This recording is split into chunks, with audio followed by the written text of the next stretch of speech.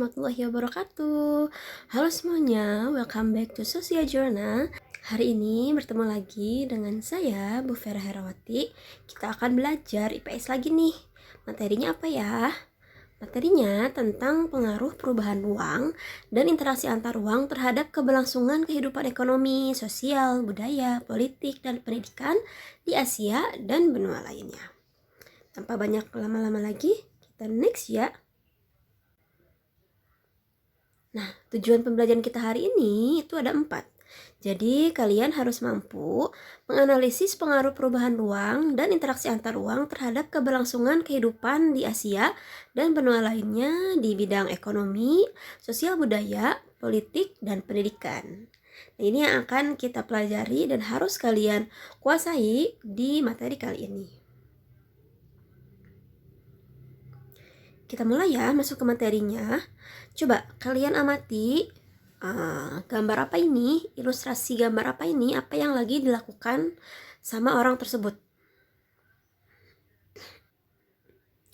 Ya, betul banget. Jadi di sini orang tersebut sedang berkomunikasi dengan rekannya, dengan temannya yang berada di tempat yang berbeda gitu ya, di tempat yang jauh. Nah, orang tersebut ini menggunakan kemajuan teknologi informasi dan komunikasi untuk berinteraksi dengan orang lain. Nah, pengaruh interaksi ke ruangan ini bisa terjadi nih antar negara dan antar benua.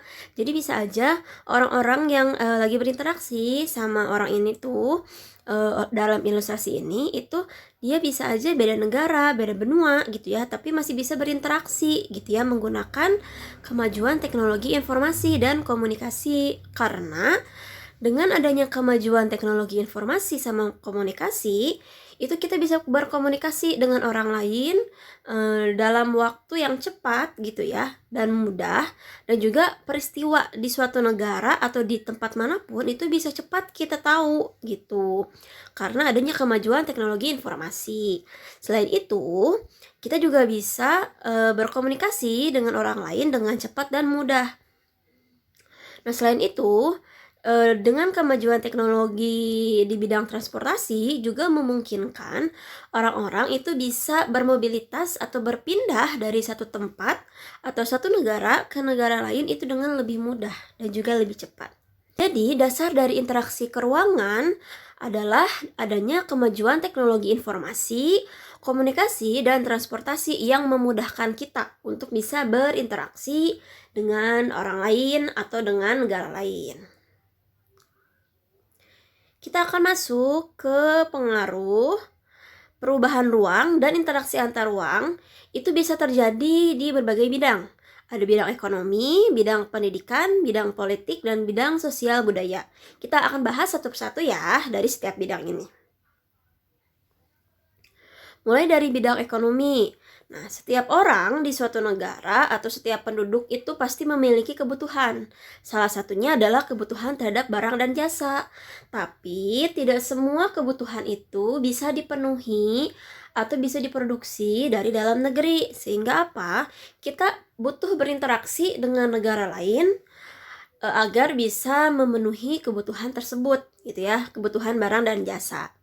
Caranya yaitu dengan melakukan ekspor impor gitu ya, kemudian juga melakukan pembukaan pariwisata dan lain-lain. Nah, itu bisa memenuhi terhadap kebutuhan barang dan jasa yang ternyata tidak bisa dipenuhi semua oleh suatu negara, sehingga harus berinteraksi dengan negara lain.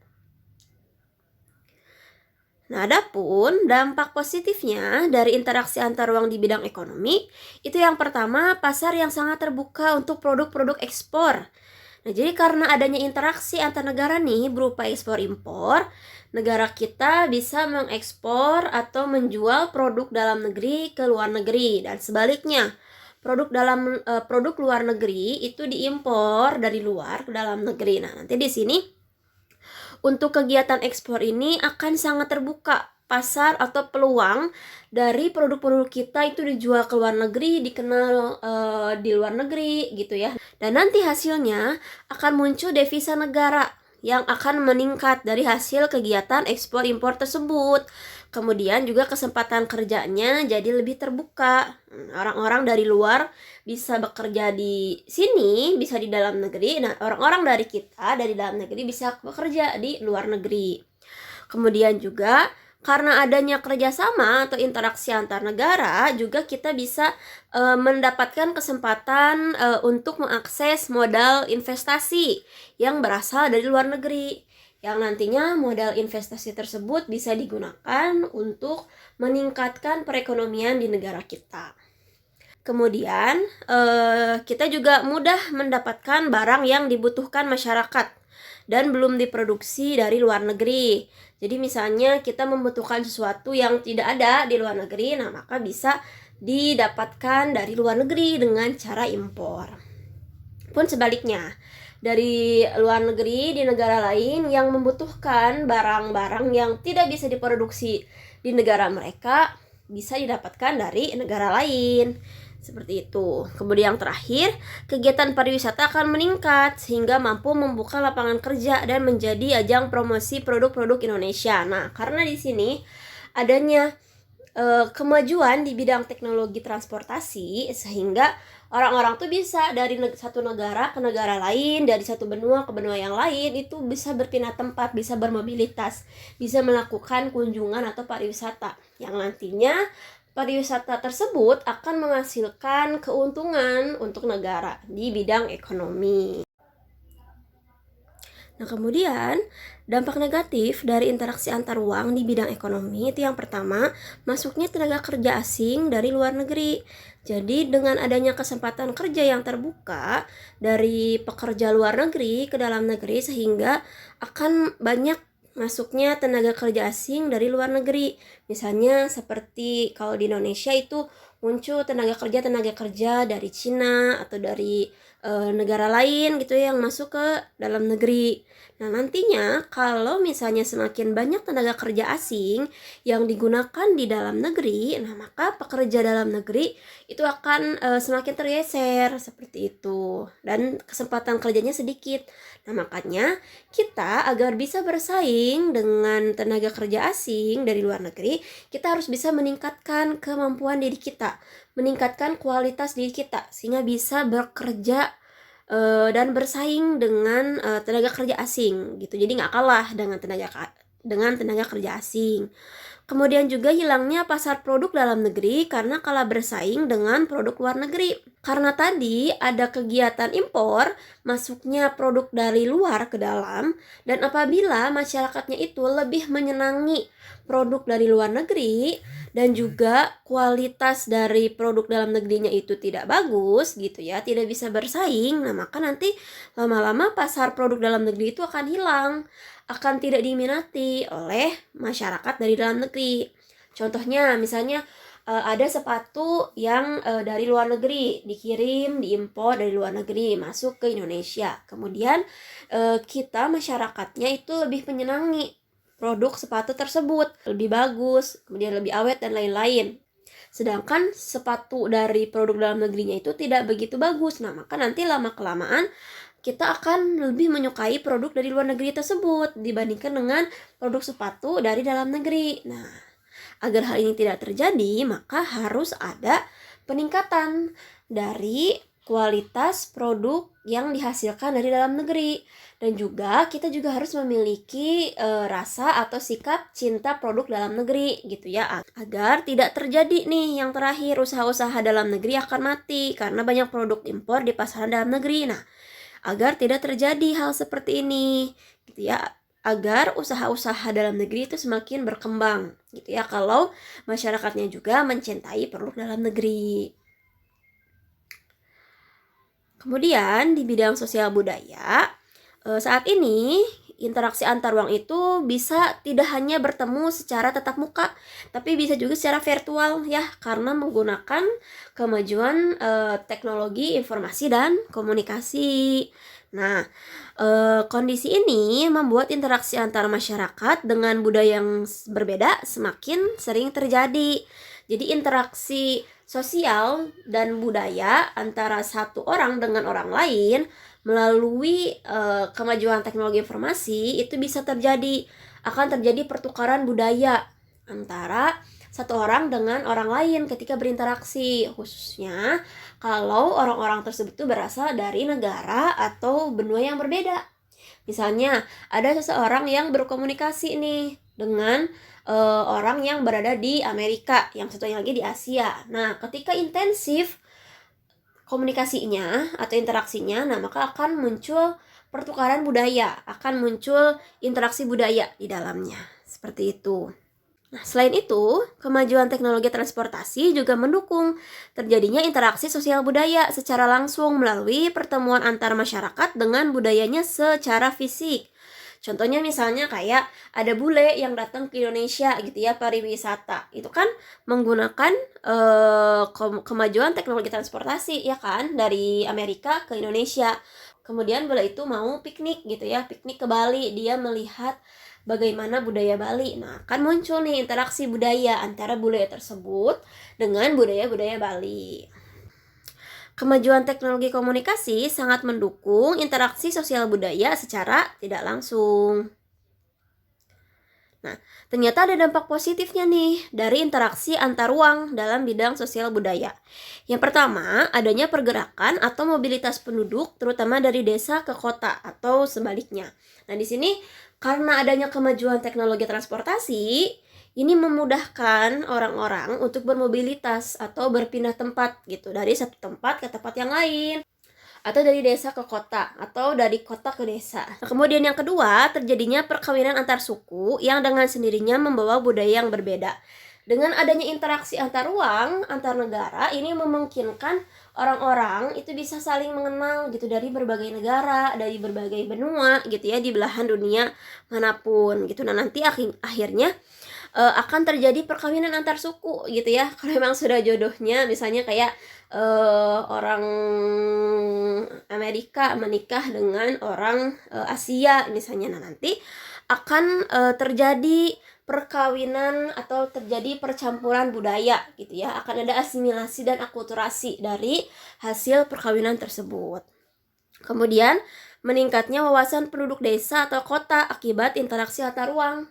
Nah, dengan adanya interaksi antar ruang, kemajuan teknologi komunikasi dan informasi, orang-orang desa bisa memperoleh informasi gitu ya melalui internet, melalui HP, melalui televisi gitu, bisa mendapatkan informasi dan juga wawasan, mendapatkan pengetahuan juga dari apa yang terjadi di luar desa atau di luar kota tersebut, seperti itu. Dan nantinya selain mendapatkan wawasan juga terjadi perubahan perilaku atau gaya hidup.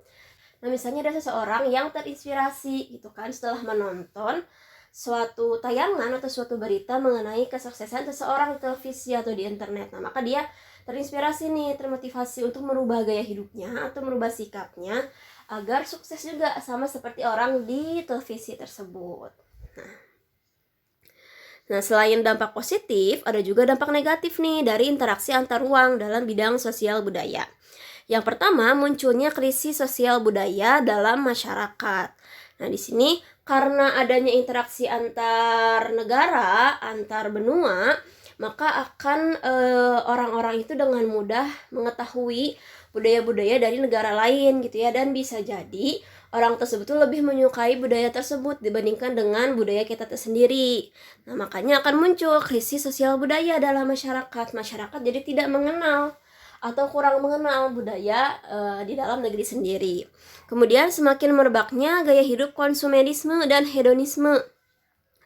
Gaya hidup konsumerisme dan hedonisme ini berhubungan dengan keinginan untuk terus membeli atau mengkonsumsi barang-barang dan jasa yang sebenarnya tidak dia butuhkan, yang sebenarnya tidak perlu gitu. Nah, itu gaya hidup konsumerisme dan hedonisme yang bisa saja merebak ketika seseorang itu terpengaruh atau terinfluence dengan melihat dari tayangan televisi atau internet seperti itu. Contohnya kayak misalnya kemarin nih 99 gitu kan. Nah, kalau misalnya seseorang tidak memiliki kebijaksanaan gitu ya dalam mengelola keuangan dan dalam mengelola dirinya sendiri gitu ya, nah dia bakal hedon, dia bakal konsumerisme gitu, terus saya beli gitu ketika 99 di Shopee, di Tokopedia, di Lazada dan lain-lain seperti itu, tanpa memikirkan kebutuhan dia sendiri gitu, tanpa memikirkan itu bermanfaat atau enggak buat dia, seperti itu.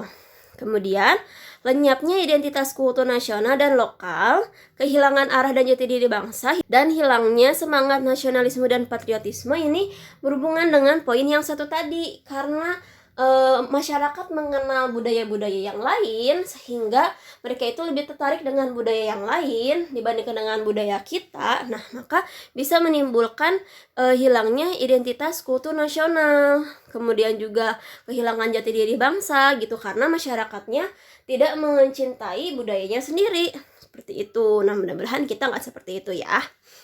Dan terakhir, cenderung pragmatisme dan maunya serba instan.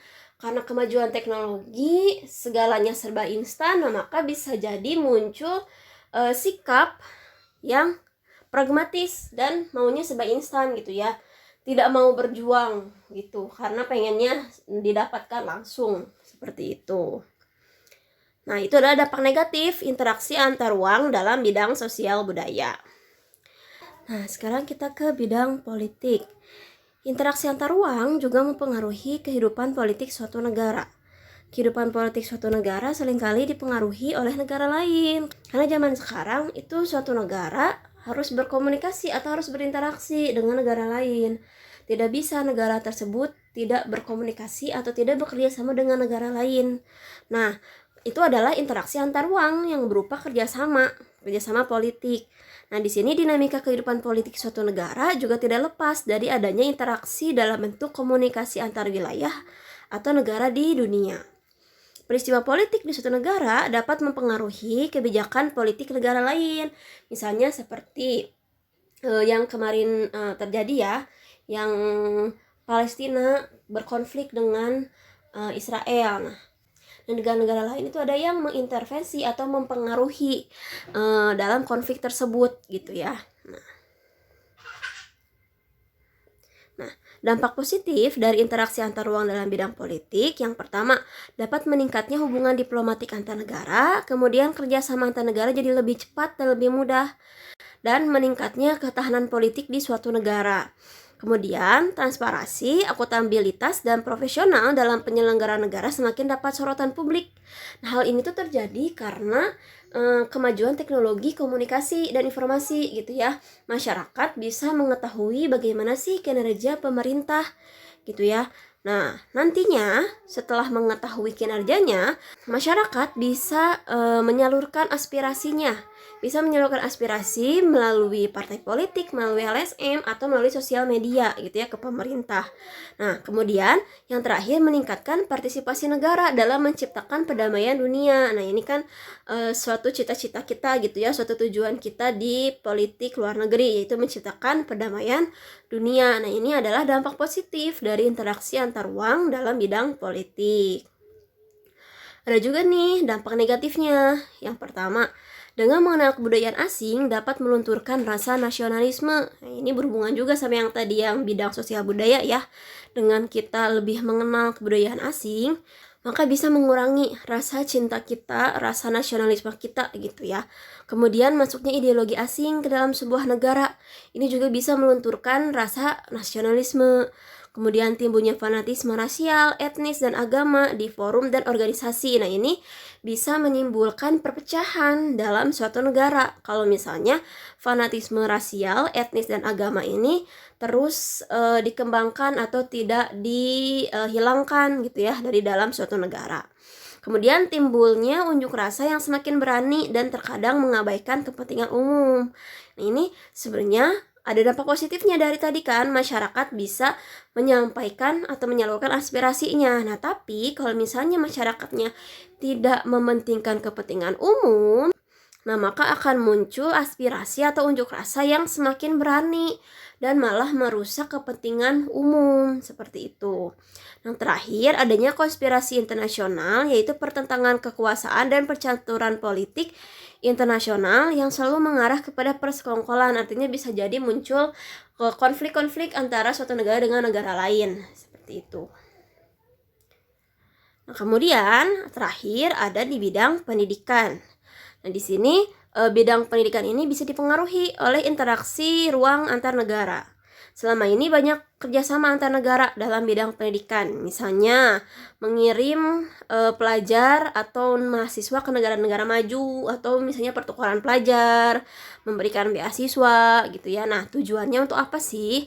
Tujuannya agar kualitas sumber daya manusia di negara-negara berkembang itu bisa lebih meningkat seperti di negara-negara maju. Nah, proses interaksi ruang antar negara ini bisa memicu transfer pengetahuan dari negara maju ke negara berkembang. Ada dampak positifnya di dalam bidang pendidikan.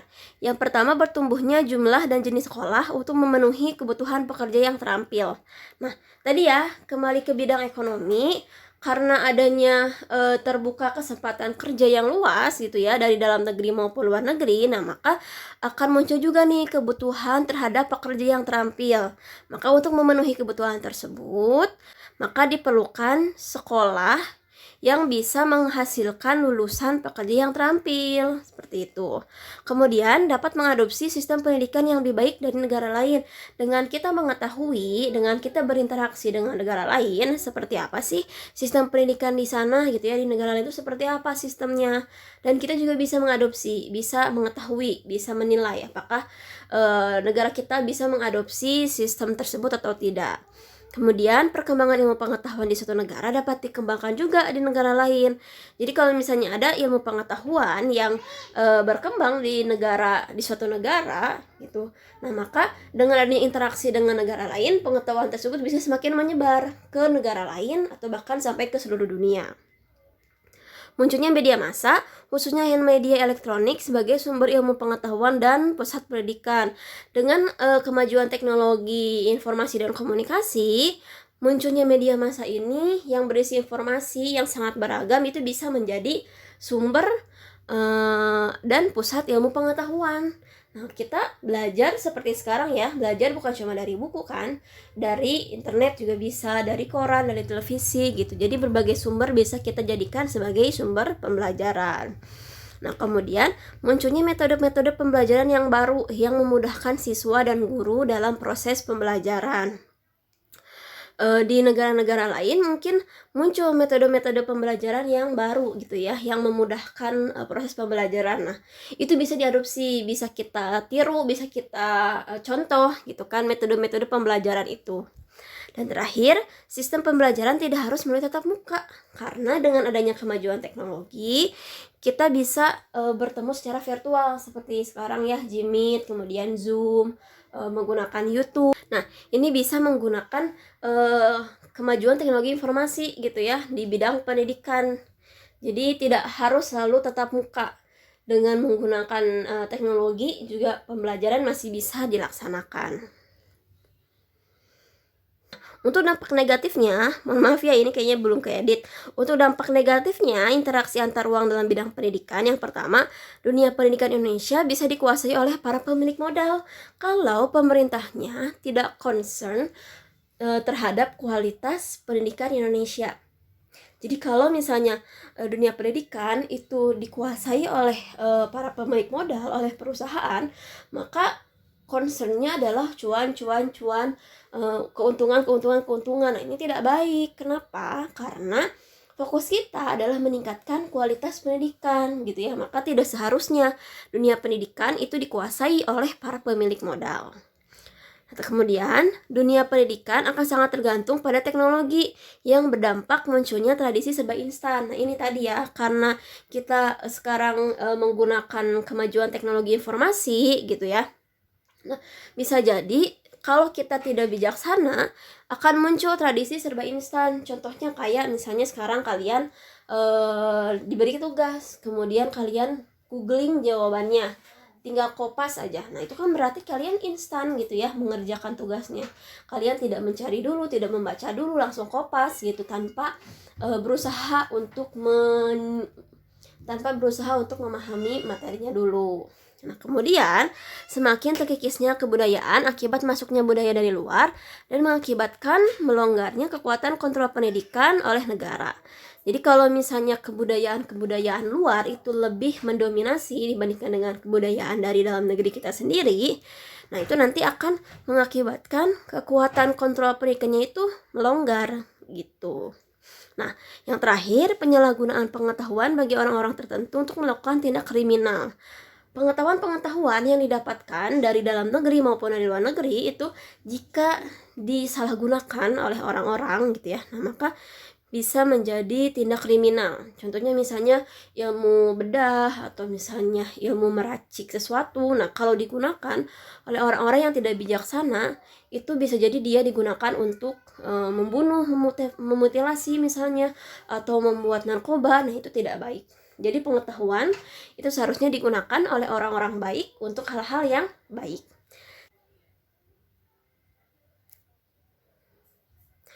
Oke, itu adalah pengaruh perubahan ruang dan interaksi antar ruang terhadap keberlangsungan kehidupan ekonomi, sosial, budaya, politik, dan pendidikan di Asia dan benua lainnya.